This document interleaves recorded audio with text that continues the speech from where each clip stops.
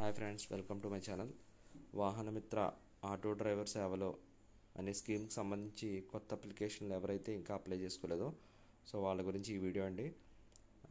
Vahanamitra scheme పేరుని auto driver సేవలో అని పేరు మార్చడం జరిగిందండి.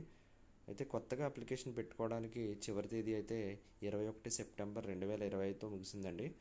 ఎవరైతే ఈ గడువు లోపు అప్లికేషన్ పెట్టుకోలేకపోయారో లేదా వేరే కారణాల చేత ఏమైనా